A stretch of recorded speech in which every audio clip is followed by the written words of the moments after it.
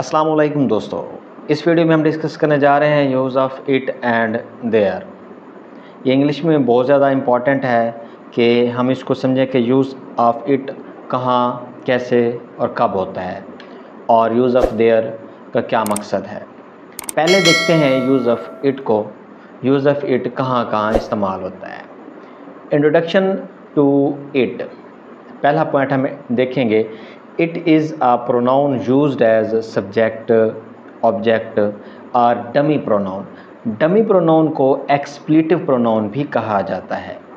Use for animal, things, weather, time, distance and more. For example weather, अगर हम मौसम के लिए इसको इस्तेमाल करते हैं तो जैसा कि लफ्ज़ है बारिश, तो इसका हम प्रोनाउन इस्तेमाल करते हैं जब हम इसको सेंटेंस में इस्तेमाल करते हैं। तो इसके लिए क्या आएगा, इट इज़ रेनिंग आएगा। अगर ऑब्जेक्ट रेफरेंस हो तो वो इस तरह होगा। उसकी एक एग्जांपल मैं इस तरह देता हूँ। I found the book.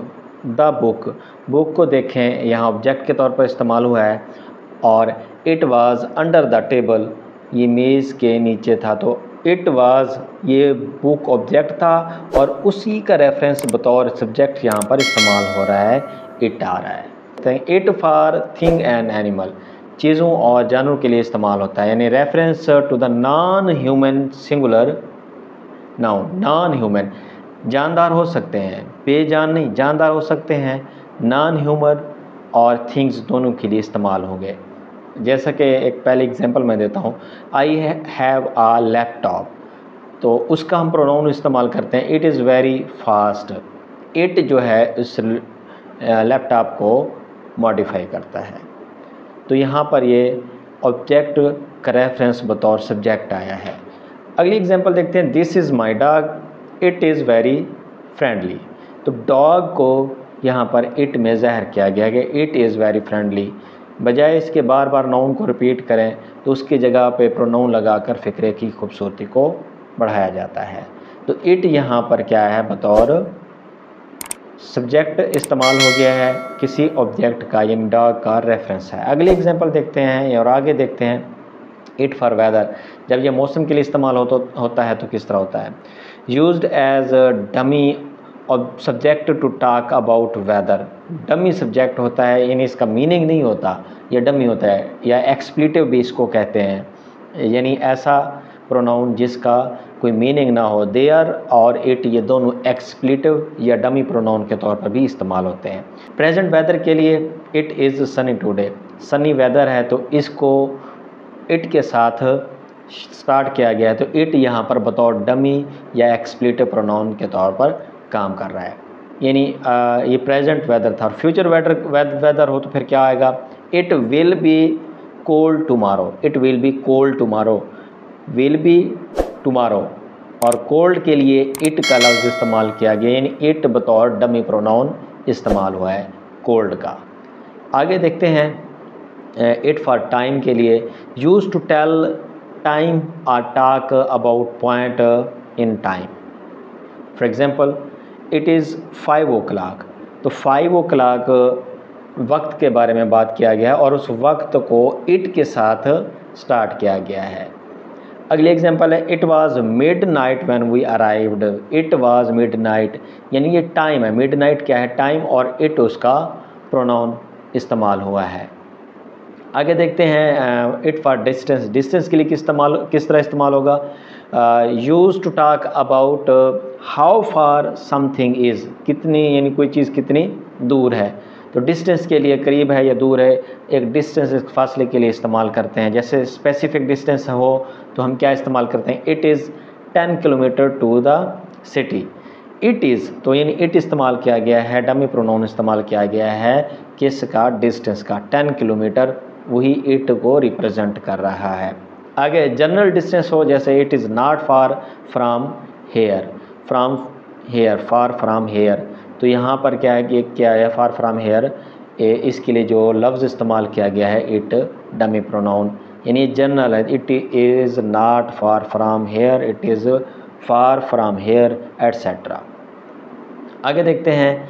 It for temperature, temperature के लिए भी क्या इस्तेमाल होता है, यूज टू डिस्क्राइब हॉटनेस और कोल्डनेस, यानी गर्मी या सर्दी के लिए इस्तेमाल किया जाता है। हॉट टेम्परेचर के लिए होगा तो किस तरह होगा, it is very hot today, it is very hot today, hot और उसका प्रोनाउन इट इस्तेमाल किया गया है।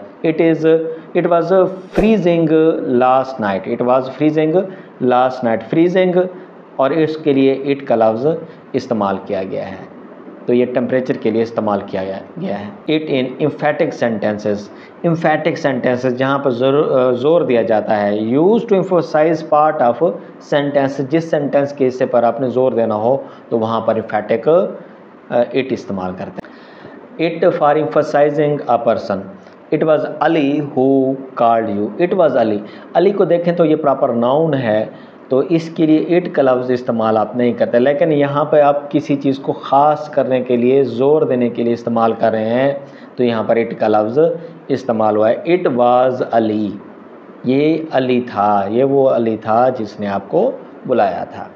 अगर एम्फसाइजिंग आर रिलेशनशिप पहले था आ पर्सन, अब रिलेशनशिप के तौर पर हो तो क्या होगा, it was my brother who drive the car, it was my brother who drive the car, आप यहाँ पर रिलेशनशिप के लिए भी इस्तेमाल करते हैं, वो मेरा भाई था जो कार चला रहा था।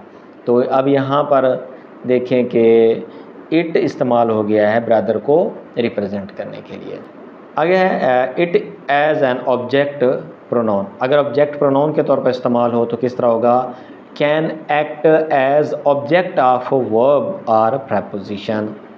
For example, I like the movie, I enjoyed it, like the movie, movie और उसी के बारे में बताया जा रहा था, आई enjoyed इट। अगली हम देखते हैं example, put the box on the table, leave it there. अब देखें कि उस बॉक्स को रिप्रेजेंट कर रहा है दूसरे सेंटेंस में लीव इट, इट यहाँ पर दूसरे सेंटेंस को के अंदर बॉक्स को रिप्रेजेंट कर रहा है।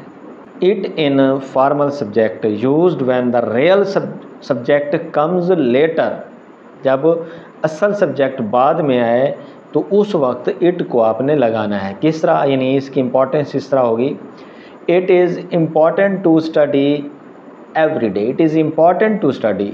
आप देखें कि दूसरा सब्जेक्ट बाद में आया है, पहले उसकी जगह पर आपने इट लगा दिया, it is important to study every day. अच्छा, डिफ़िकल्टी लेवल के तौर पर जब हम इस्तेमाल करते हैं तो किस तरह होगा, it is easy to make mistake, it is easy to make mistake. अब देखें, ईजी टू मेक मिस्टेक, हालांकि इट का कोई मीनिंग नहीं है, डमी है यहाँ पर, लेकिन इसकी खूबसूरती कब बढ़ेगी, जब आप पूरे फिक्र को इस तरह इस्तेमाल करेंगे, it is easy to make mistake. Thank you. अगली वीडियो में हम डिस्कस करेंगे यूज़ ऑफ देयर को। तब तक दीजिए मुझे इजाज़त। अल्लाह हाफ़िज़।